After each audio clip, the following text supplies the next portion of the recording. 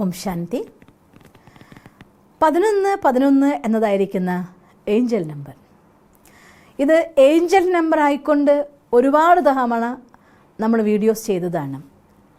അത് വളരെ വണ്ടർഫുള്ളായൊരു നമ്പറാണ്. 1111 എന്നതായിരിക്കുന്ന നമ്പർ 1111 ആണ്. അതായത് ഫസ്റ്റാണ്.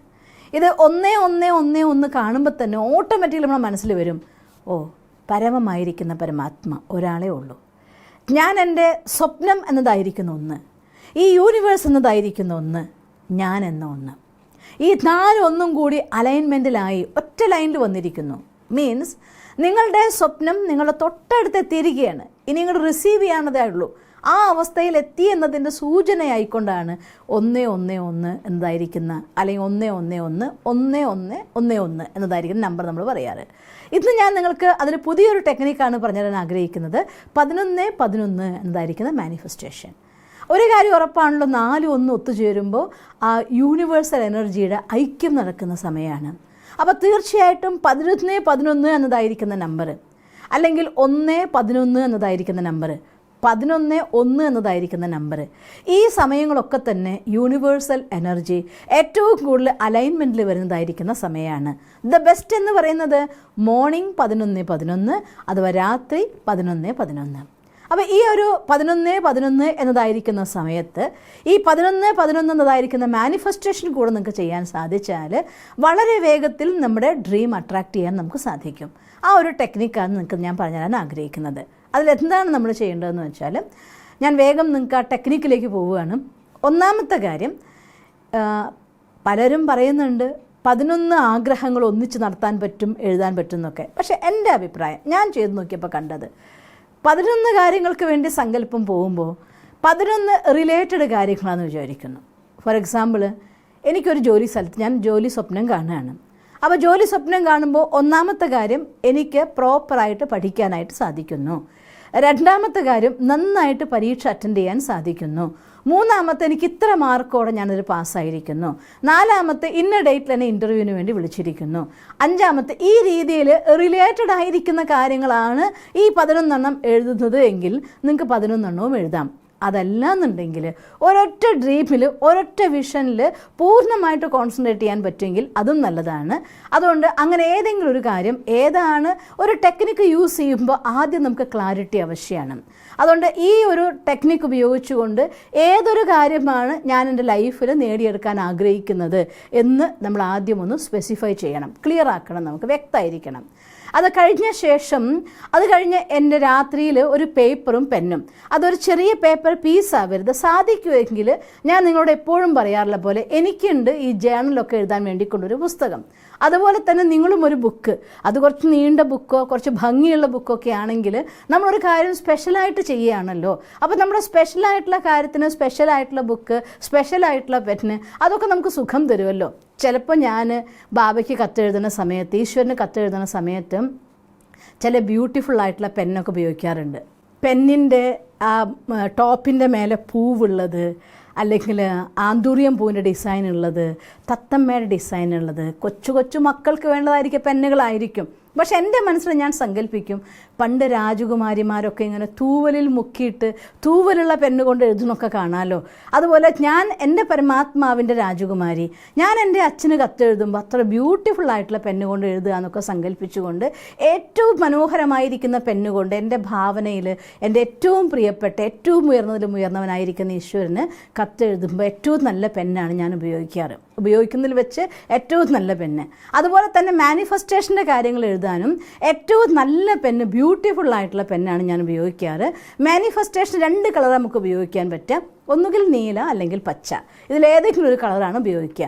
സാധാരണ മാനിഫെസ്റ്റേഷന് വേണ്ടി ഞാൻ എഴുതുന്ന സമയത്തൊക്കെ ബ്ലൂ ഇങ്കുള്ളതായിട്ടുള്ള പെന്നുകളെ ഉപയോഗിക്കാറ്. പക്ഷേ ഭംഗിയുള്ള ഗോൾഡൻ കളറുള്ളതോ അല്ലെങ്കിൽ ഡിസൈൻ ഉള്ളതോ അല്ലെങ്കിൽ പിങ്ക് കളറിലുള്ളതോ ഇങ്ങനെയൊക്കെയുള്ളതായിരിക്കുന്ന ഏതെങ്കിലും ഇഷ്ടപ്പെട്ട കളറ്. എനിക്ക് ഇഷ്ടപ്പെട്ട കളർ പിങ്ക്, അതുകൊണ്ട് ഞാൻ പിങ്ക് എന്ന് പറഞ്ഞു. നിങ്ങൾക്ക് ഇഷ്ടപ്പെടുന്ന കളർ ഏതാണെങ്കിൽ അതുപോലെ പച്ച അല്ലെങ്കിൽ ചുവപ്പ്, ഇങ്ങനെയുള്ള ഭംഗിയുള്ള പെന്നൊക്കെ റെഡിയാക്കി വെക്കുക.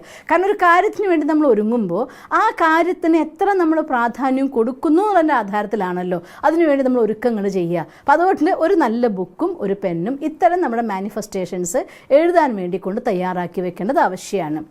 അതിന് തയ്യാറാക്കി വെക്കുക. പിന്നെ നമ്മൾ വിട്ടുപോവാതിരിക്കാൻ 11 മണിയാവണ സമയമാകുമ്പോഴത്തേക്ക് ഒരു അലാം വെച്ചേക്കുക, നിങ്ങൾ മറന്നു പോവാതിരിക്കാൻ വേണ്ടിക്കൊണ്ട്. ഇത് ചെയ്യുന്നത് 11 ദിവസം റെഗുലറായി ചെയ്യണം എന്നുള്ളത് കൊണ്ട് ഒരു ദിവസം ചെയ്തു, പിന്നത്തെ ദിവസം സമയം മാറിപ്പോയി, സാരല്ല എഴുതട്ടെ എന്ന് വിചാരിക്കുമ്പോൾ കുഴപ്പമൊന്നുമില്ല, എഴുതാം.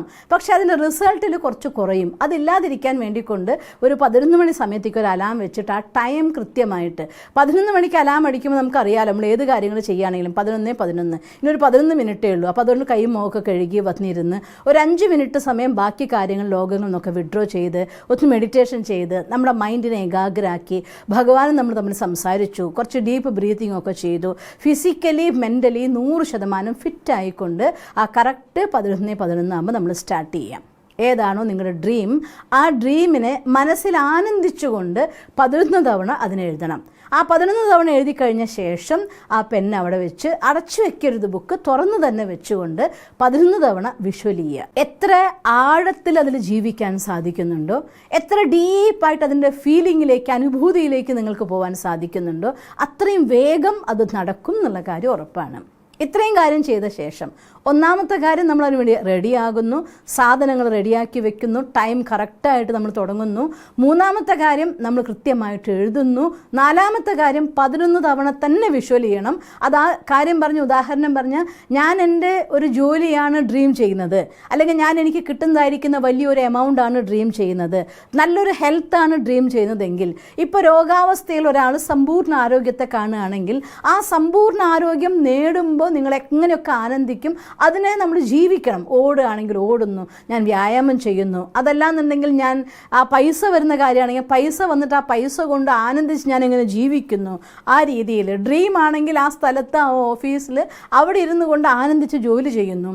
ഇങ്ങനെ ആ മൊമെൻറ്റിൽ നമ്മൾ ജീവിക്കണം. ഒരു 11 തവണ റിപ്പീറ്റ് ചെയ്ത് തന്നെ ചെയ്യണം. അത്ര സമയം ഇരുന്നാൽ പോരാ, 11 തവണ റിപ്പീറ്റ് ചെയ്തുകൊണ്ട് തന്നെ നമ്മളത് ചെയ്യണം. ഇത് കഴിഞ്ഞ ശേഷം പൂർണ്ണമായിട്ട് സറണ്ടറിങ്. 5ാമത്തെ സ്റ്റെപ്പ് വളരെ ആവശ്യമാണ്, സറണ്ടറിങ് എന്ന് വെച്ചാൽ അർത്ഥം പൂർണ്ണ സമർപ്പണം ചെയ്യുക. നമ്മൾ ചെയ്ത ഒരു കാര്യത്തിന് എൻ്റെ ഹൃദയം കൊണ്ട് ഞാൻ ആത്മാർത്ഥമായിട്ട് ആ കാര്യം ചെയ്യാൻ ആഗ്രഹിച്ചു, അതിന് വേണ്ടതായിട്ടുള്ള എല്ലാ ഒരുക്കങ്ങളും ചെയ്തു, പ്ലാൻ ചെയ്തു. അത് കഴിഞ്ഞ ശേഷം പരമാത്മ മഹാവാക്യത്തിൽ പറയാറുണ്ട്, പ്ലാനിങ് കഴിഞ്ഞ ശേഷം പ്ലെയിൻ ബുദ്ധിയാകൂ എന്ന്. എല്ലാ തയ്യാറെടുപ്പും കഴിഞ്ഞ ശേഷം 100% ഭഗവാനോട് ഏൽപ്പിച്ചു കഴിഞ്ഞാൽ പിന്നെ നിങ്ങൾക്കാകെ ഒരു ജോലിയേ ഉള്ളൂ, ഭഗവാന്റെ അടുത്ത് നിന്ന് ഊർജ്ജം സ്വീകരിക്കുക, എനർജി നിറയ്ക്കുക. നമ്മളൊരാളൊരു കാര്യം ചെയ്യാൻ വേണ്ടി വിളിച്ചിട്ട് ഇന്ന് എൻ്റെ ഡാൻസ് പ്രോഗ്രാം ഉണ്ട്, കാണണം, നിങ്ങൾ വരണം എന്ന് പറഞ്ഞ് വിളിച്ചു. അവർ ആ VVIP ആയിട്ട് ആൾ വന്നു, അവർ കാണാൻ വേണ്ടി കാത്തിരിക്കുന്ന സമയത്ത് ഞാൻ പ്രാക്ടീസ് പൂർത്തിയായിട്ടില്ല, വരട്ടെ പ്രാക്ടീസ് ചെയ്യട്ടെ എന്ന് പറഞ്ഞാൽ അയാൾ അവിടെ കാര്യത്തിന് വേണ്ടി പോകും. പിന്നെ നിങ്ങളുടെ പരിപാടി കാണാൻ വരില്ല എന്നുള്ള കാര്യം ആർക്കും അറിയില്ല. ഈശ്വരനും നമ്മളൊരു കാര്യത്തിന് വേണ്ടി വിഷ്വൽ ചെയ്തു, അതിനുവേണ്ടി എനർജി കൊടുത്തു. അത് കഴിഞ്ഞ ശേഷം ആ കാര്യത്തെ നമുക്ക് തരാൻ വേണ്ടിക്കൊണ്ട് ഈ പ്രപഞ്ചവും ഭഗവാനും തയ്യാറെടുക്കുമ്പോൾ അത് സ്വീകരിക്കാനുള്ള യോഗ്യത എനിക്ക് ഞാൻ സ്വന്തമാക്കണമല്ലോ. അതിനുള്ള ഏറ്റവും നല്ല മെത്തേഡാണ്. എന്തൊക്കെ കാര്യങ്ങൾ ചെയ്യേണ്ടതുണ്ടോ, പഠിക്കേണ്ടതാണെങ്കിൽ പഠിക്കണം, എക്സസൈസ് ചെയ്യണമെങ്കിൽ എക്സസൈസ് ചെയ്യണം, മറ്റേതെങ്കിലും കാര്യങ്ങൾ ചെയ്യാനുള്ളതൊക്കെ കൃത്യമായി ചെയ്യണം. നമ്മുടെ ജോലിയാണെങ്കിൽ അത് ചെയ്യണം, ഇതൊക്കെ നമ്മൾ ചെയ്യണം. പക്ഷേ അറ്റ് ദ സെയിം ടൈം മനസ്സ് ഞാൻ ഈശ്വരനെയാണ് അത് ഏൽപ്പിച്ചത്, പ്രപഞ്ചത്തിനെയാണ് ഞാൻ ഏൽപ്പിച്ചിരിക്കുന്നത്. അതുകൊണ്ട് ഞാൻ പൂർണ്ണ വിശ്വാസത്തോടു കൂടി കാം മൈൻഡോട് കൂടിയിട്ട്. ഒരു കൊച്ചിന് ഒരു വീഡിയോ ഞാൻ കണ്ടിട്ടുണ്ടായിരുന്നു. ചെറിയ കുട്ടി, ആ കുട്ടി വെള്ളത്തിൻ്റെ ഒരു സ്വിമ്മിംഗ് പൂളിൻ്റെ കരയ്ക്ക് നിൽക്കുകയാണ്. വെള്ളത്തിൽ നിന്നിട്ട് ആ കുട്ടിയുടെ അച്ഛൻ അവനെ കൈകൊണ്ട് വിളിക്കുക, ആ കുഞ്ഞിനെ വിളിക്കുകയാണ് വന്നോളാൻ, ചാടിക്കോളാൻ. ആ കുട്ടിക്ക് വെള്ളത്തിൽ നീന്തലും അറിയില്ല, ആ വെള്ളത്തിൽ വീണ് കഴിഞ്ഞ് എന്ത് സംഭവിക്കുമെന്ന് ചിന്തിക്കുന്നില്ല. വെള്ളത്തിൽ പേടിച്ച് നിന്നിരുന്ന കുട്ടി അച്ഛൻ വെള്ളത്തിൽ നിന്ന് കൈ കാണിച്ച് ചാടിക്കൊള്ളാൻ പറഞ്ഞപ്പോൾ ആ കുട്ടി അങ്ങ് എടുത്ത് ചാടുകയാണത് വെള്ളത്തിലേക്ക്. അതുപോലെ നിശ്ചിന്താവസ്ഥ പരമാത്മാവായിരിക്കുന്ന ഭഗവാന്റെ അടുത്ത്, നമ്മുടെ ഈ പ്രപഞ്ചത്തിൻ്റെ അച്ഛൻ്റെ അടുത്ത്, ഈ സൃഷ്ടിയുടെ പ്രപഞ്ചത്തിൻ്റെ അടുത്ത് പ്രപഞ്ചത്തിനോടും പ്രപഞ്ചനാഥനോടും ഏൽപ്പിച്ച ശേഷം നിശ്ചിന്ത അവസ്ഥയിൽ ഭഗവാനെ ഓർമ്മിച്ച് നമ്മൾ ഊർജം നിറച്ച് റിലാക്സ്ഡ് ആവുക, പൂർണ്ണമായി സമർപ്പിക്കുക. ഈ കാര്യം ആരോടും പറയാതിരിക്കുക. അത് ഞാൻ എല്ലാത്തിലും കേൾക്കുന്ന, പഠിക്കുന്ന, ചെയ്ത് അനുഭവിച്ച കാര്യമാണ്. ഒരു കാര്യം കുറച്ച് ചെയ്തിട്ട് അതിൻ്റെ ആനന്ദം അനുഭവിച്ച് മറ്റൊരാൾ ഷെയർ ചെയ്യാൻ തുടങ്ങുമ്പോഴുണ്ടല്ലോ ആരുടെയൊക്കെയോ മനസ്സിൽ എന്തൊക്കെയോ സങ്കല്പങ്ങൾ വരാൻ തുടങ്ങും. അത് വളരെ വേഗത്തിൽ ആ സന്തോഷവും ആ ആനന്ദവും അത് എത്തിയെന്ന് വിചാരിക്കുന്ന കാര്യം ഒരു 100 വാര അകലേക്ക് നീങ്ങിപ്പോകുന്നതും കാണാം. ആരോടും മിണ്ടരുത്, അത് അത്യാവശ്യമായിരിക്കുന്ന കാര്യമാണ്. ഇങ്ങനെ ആരുടെയും ഡിസ്റ്റർബൻസ് ഇല്ലാതെ ആരോടും മിണ്ടാതെ ഈ കാര്യം പൂർത്തീകരിച്ച് 11 ദിവസം നിങ്ങൾ ചെയ്തു കഴിയുമ്പോൾ നമ്മുടെ ഈ കാര്യം പൂർണ്ണമാവുകയാണ്. ഈ 11 ദിവസം കഴിഞ്ഞ ശേഷം വീണ്ടും വീണ്ടും നിങ്ങൾക്ക് ഈ കാര്യം ചെയ്തുകൊണ്ടിരിക്കണം എന്നില്ല. നിങ്ങൾ അതിനെ പൂർണ്ണമായി സമർപ്പിച്ച ശേഷം നമ്മൾ ചെയ്യേണ്ട ഡ്യൂട്ടി റെഗുലറായിട്ട് ചെയ്തോളൂ.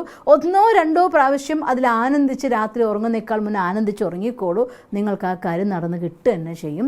എനിക്ക് അനുഭവത്തിൽ എനിക്ക് കിട്ടിയിട്ടുണ്ട്, നിങ്ങൾക്കും അത് കിട്ടും എന്ന് ഞാൻ വിചാരിക്കുന്നു. ഈശ്വരനോട് പ്രാർത്ഥിക്കുന്നു നിങ്ങൾക്കങ്ങനെ നിങ്ങളുടെ സ്വപ്നങ്ങൾ ഈ ടെക്നിക്ക് ഉപയോഗിച്ചുകൊണ്ട് വേഗത്തിൽ സഫലമാക്കാൻ സാധിക്കട്ടെ എന്ന് സർവശക്തനായ ഭഗവാനോട് പ്രാർത്ഥിക്കുന്നു. ഓം ശാന്തി.